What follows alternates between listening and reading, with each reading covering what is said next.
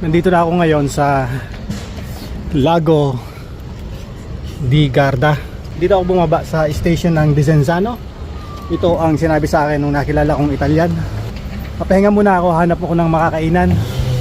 At mamayang konti ay tutumbukin ko na yung lake at maghahanap ako ng mapapagpahingahan.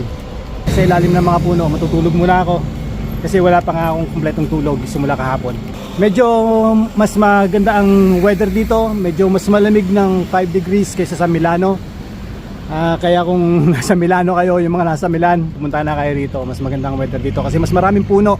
Importante talaga ang puno. Kaya yung mga taga Pilipinas, magtanim kayo ng maraming puno. Huwag niyong ubusin ang puno dyan. Yung mga builders sa Pilipinas na basta na lang build ng build na hindi pinapalitan yung mga punong nawawala. Dito ako magpapalipas ng gabi. Hindi ko alam kung ilang araw ako dito. Baka mga dalawang araw. Tingnan ko kung kaya kong ikutin tong lake. Napakalaki nitong lake na to. More details to come. Sabi sa Google Map, ganun ng lake. Diyan, around 20 minutes na lakad. Marami ang nagtatanong kung alin ang mas maganda. Kung mas maganda ba yung Lake Como or yung itong itong Lake Garda. Halos pareho lang sila. So ang pagkakaiba ay dun sa Como mas mahal. Dito sa Garda mas mura. So kung ako ang tatanungin kung saan ang mas maganda, kung nandito kayo sa Italy o sa Milan, kung saan magandang pumunta, Lake Como or Lake Garda, mas maganda dito sa Lake Garda. At bakit kamo? Dito mas mura at saka nandito yung pinaka magandang village na nasa lake dito at least dito sa mga lake na malapit sa Italy, yung Limonsul. At yun talaga ang isang purpose ng pagpunta ko rito. Sana marating ko yung Limonsul na yon para maipakita ko sa inyo kasi medyo nasa dulo siya nung lake. Hindi ko alam kung paano pumunta ron. Hindi siya kayang lakarin so baka magbangka ako para makarating doon. Sana marating ko at maipakita ko sa inyo. Grabe, sobrang tanda na siguro niyan.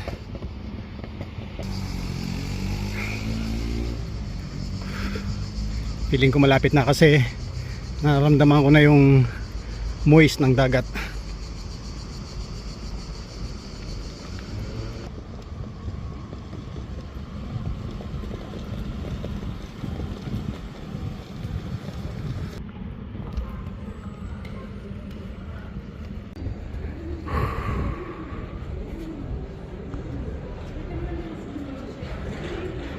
Tingin ko nandito na ako sa sentro ng Lake Garda, yung town na Desenzano, kung saan yung babaan ng tren. At maganda, kaso ba't walang tao?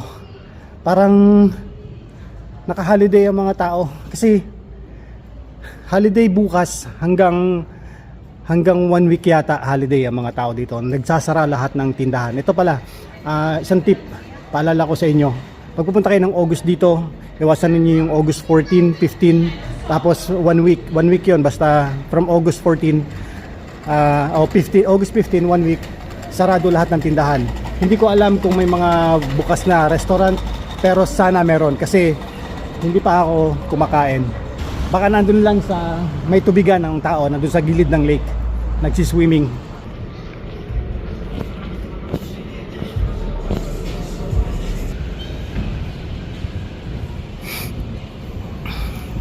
Buti lang may mga bukas na restaurant.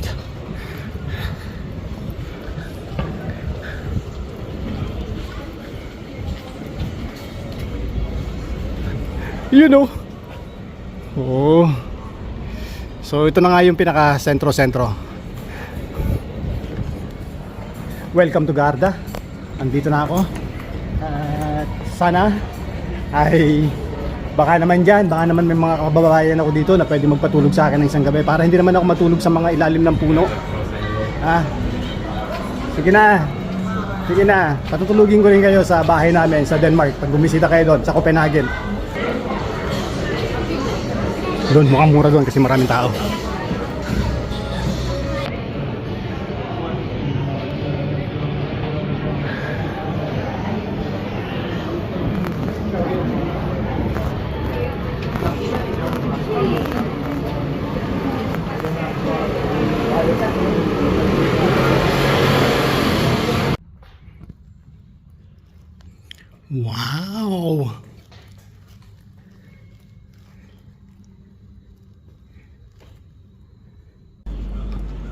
Ayun, natanaw ko na yung lake doon.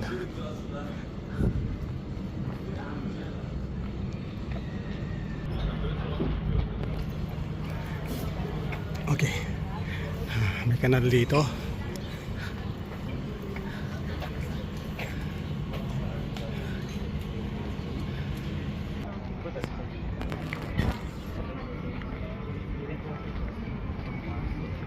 So ayun na yung lake. Diyan. At ang gaganda ng bahay sa paligid. Yeah. Parang ang laki. Surprise, surprise. Hanap mo na akong pwesto. Tinikawi ko talaga kasi gusto ko sa may lake kumain. Para ayaw ko dun sa restaurant kasi hindi ko mapifeel na ako ay traveler at nagba-backpacking. I wanted to feel that I'm backpacking. So saan kaya? Dito kaya? Pwede kaya dito sa ilalim ng puno na ito? Ang sarap dito, ang lamig. Ang lamig dito, ang sarap dito. Sa kaya magandang kumain? Pwede kaya rito? Hindi kaya ulihin yung mga pulis na yan?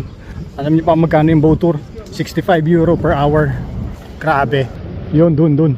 Dito. Sarap kumain dito. Dito ako. Yan. Ito, sakto-sakto. Parang may lamesa oh. Kaso ingat sa mga gamit, baka mahulog. Ayan oh. Na-imagine yung gaano kalaki yan. Tingnan natin. Surprise. Wala pala tong laman. Nadaya ako doon. Kaya pala mura. Pero tikman ko kung masarap.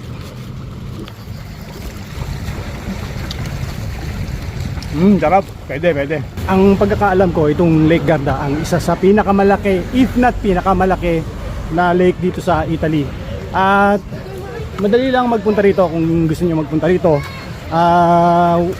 Ito ay located in between Venice at saka Milan. So, I think it's about an hour and a half from Venice or an hour and a half from Milan. Napakaraming pwedeng gawin dito. Napakalawak nitong lake na to, gaya ng sabi ko. Ang laki. Hindi ko alam kung gaano kalaki yan, aalamin ko pa. Pero nakikita niyo naman, maraming activity pwedeng gawin dito. Pwede kayong mag-swimming, pwede kayong may mga nagpa-parasailing kanina eh. Yung mga windsurfing. Napakarami. Kung ikaw ay adrenaline junkies, marami kang pwedeng gawin dito. Pwede kang mag-hike, pwede kasi maraming mga trail hike sa kabundukan. Kung gusto mong mahilig ka sa nature, napakaraming bundok. Napakaganda ng video no. Doon. Dali. Tingnan natin kung mai-zoom. Yun, doon. May Alps doon, tsaka may mga bundok, napakarami. Hindi kayo mauubusan dito ng panahon, ng gagawin. Pero para ma-enjoy nyo itong lugar na ito, okay lang naman siguro na magpunta rito ng ilang oras lang. Yung medyo mahaba-haba naman na oras, kasi may malalapit na town kagaya ng Simeone, isa lang yun sa isang magandang town dito. Yung iba na malayo, hindi ko nga alam kung mararating ko yung mga yun eh. Pero yun, siguro mamaya titingnan ko, subukan kong lakarin yung Simeone, isa sa pinakamagandang bayan dito sa lake. Dito lang ako naglalakad-lakad sa gilid ng dagat, hindi ako umiikot doon sa bayan kasi yung mga bayan, kabahayan nasa likod nito, dito sa parte na yan, dyan. Tsaka doon yung sentro.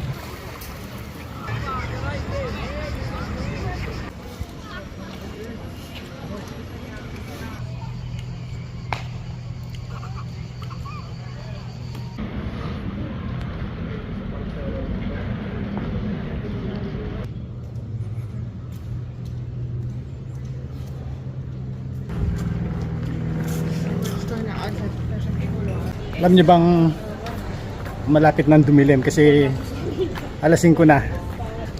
Wala pa akong mahanap na tulugan. Hindi ko pa alam kung saan ako matutulog.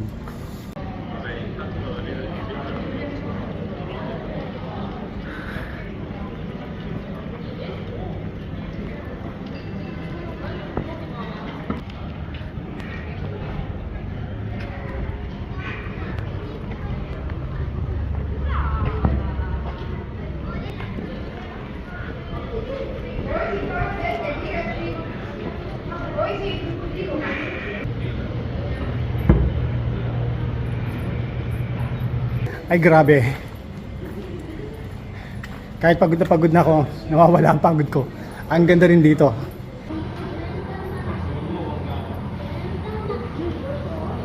Pag pinasok ninyo yung mga maliliit na street, ang ganda. Napakaganda. Wow. Wow, look at that. Wow. Ganda. Ganda. Kahit ilang beses na ako nagpabalik-balik dito, ang dami pa rin magagandang lugar na hindi ko pa nakikita. At nagugulat palagi ako sa kanilang kagandahan. Babalik na ako dun sa gilid ng lake. Titigil lang muna ako ng paglalakad. Maghahanap na muna ako ng matutulugan. Isipin ko muna kung saan ako matutulog. At ang buong purpose talaga ng pagpunta ko rito ay makita yung Limone Sul Garda. Yun yung isa sa pinakamagandang village siya. Naghintay ako dito ng mahigit isang oras para dun sa bus papunta dun sa isang village sa isang city dun sa Simeone. Isa yun sa pinakamagandang city rito sa gilid ng lake. Mahigit akong isang oras, tapos hindi ako pinasakay ng bus kasi hindi pala pwedeng magbayad ng card. Kasi usually sa Milano pwede ka magbayad ng bank card o credit card sa loob ng bus. Tapos dito hindi pala. So kailangan yung pumunta sa Tabaki. Yun yung bilihan ng mga tabako o kung ano-ano para bumili ng ticket. Gusto kong marating na ngayon kasi para bukas makapag-decide na ako kung saan ako pupunta, kung ibang lugar na ako o mag-stay pa ako dito. Nagtanong din ako dun sa kaya ng bangka dun sa ferry papunta dun sa Limone Sul, na yun talaga yung gusto kong puntahan, na kagaya nung sabi ko nung una. Hindi ko na-expect na mahigit 3 hours pala ang biyahe papunta ron. Papunta lang. And then 3 hours pabalik. So mukhang hindi ako magiging successful sa lakad kong ito. So baka bukas tutulak na ako papunta naman ng ibang lugar. Baka mag-stay muna ako ng isang araw sa Verona kasi malapit lang dito yung Verona. Tapos sa ibang lugar na.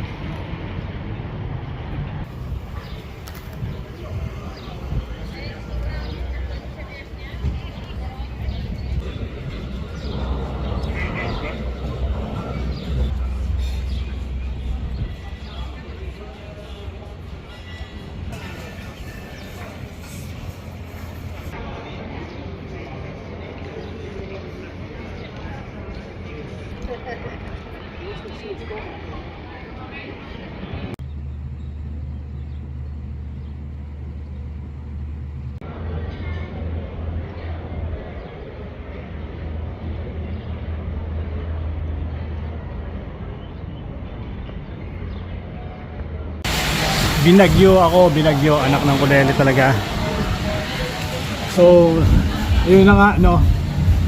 Gaya ng plano ko, matutulog ako sa labas, maghahanap ako ng matutulugan, no, sa gilid ng lake, doon ako magpatutulog. Meron akong airbed at saka kumot. At ready na ako. Pagmamalasing ka naman talaga. Umulan ng pagkalakas-lakas, may bagyo. Unexpected, wala yan sa weather forecast. Tignan nyo.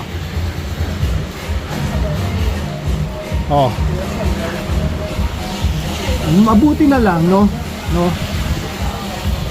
Tumingin ako ng hotel, tumingin ako ng Airbnb, tumingin ako ng hostel, tumingin ako ng lahat ng options dahil kailangan kong mag-check-in sa mga hotel or kahit sa sahig nga lang, fully book ang mga hotel.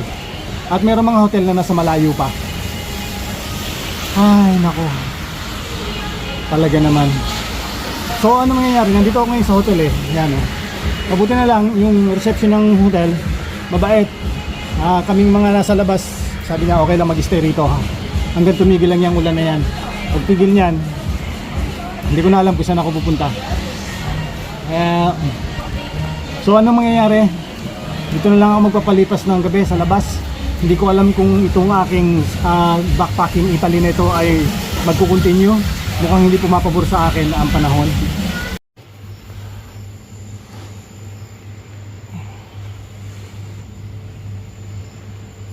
Dito ako sa corner na tulog at hindi ako makatulog. Hindi ako sanay.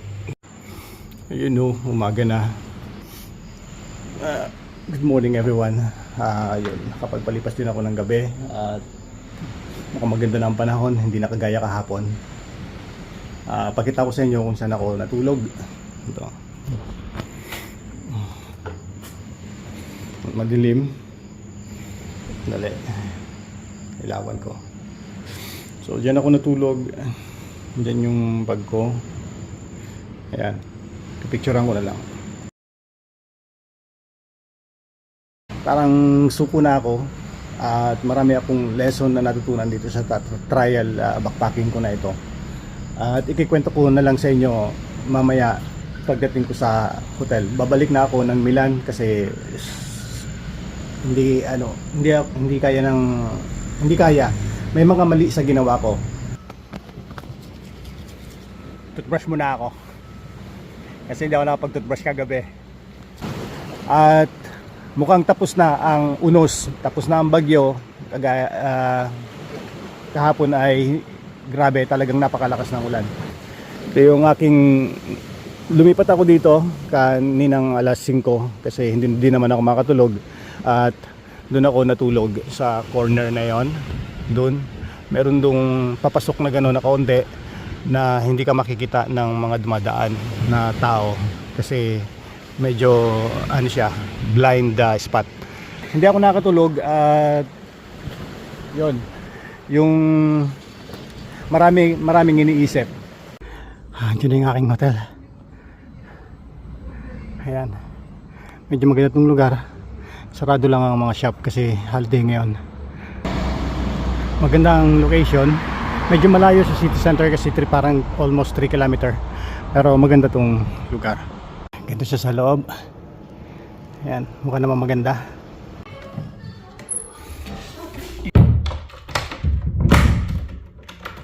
Ito'y isang murang hotel. Hotel ito, hindi ito dormitory or hostel. Pero yung bed ay maliit. And then may desk dito. Cabinet, mirror. At importante sa akin yung toilet. Okay, ayos naman. Maayos naman ang toilet. Ganito kasi yon. Hindi ito about itsura ng Italy or itsura ng pinuntahan ko. Hindi pangit ang mga bagay-bagay. Lahat ay sa akin lang kasi empty yung pakiramdam ko. Napakaganda ng lugar, napaka saya ng mga tao. Lahat ay okay, lahat ay almost perfect. Pero hindi masaya eh. Parang empty yung pakiramdam. Alam niyo yung pakiramdam ng nakikita mo ang isang bagay na maganda pero gusto mong i-share sa isang tao, gusto mong sabihin, gusto mong ilabas, gusto mong i-express yung feeling mo na masaya ka dahil maganda yung nakikita mo pero hindi mo mailabas. Hindi mo ma-express sa ibang tao. So sa mahal mo sa buhay, ang nangyayari ay parang nagiging empty yung pakiramdam mo. Yun ang unang-una. Lahat ng bagay na maganda na nakita mo ay gusto mong sabihin pero hindi lumalabas at hindi mo masabi kasi wala kang mapagsabihan. Kulang. Empty sa damdamin. Pangalawa, toilet. Toilet. Walang proper na toilet. Ang hirap ng mga public toilet dito sa Italy. May mga toilet naman pero hindi mo mamarapatin. Kung gusto mo nang malinis, doon ka sa magbayad ka pero still hindi ako yung tao na hindi ako sanay. Sumabay pa yung weather. Ang ganda-ganda ng panahon, ang init-init, tapos biglang umulan. So hanggang ngayon, dito sa Milan ay umaambon-ambon pa. Mas siguro mamarapatin ko na tumigil na lang muna dahil hindi na materialize ang mga bagay-bagay.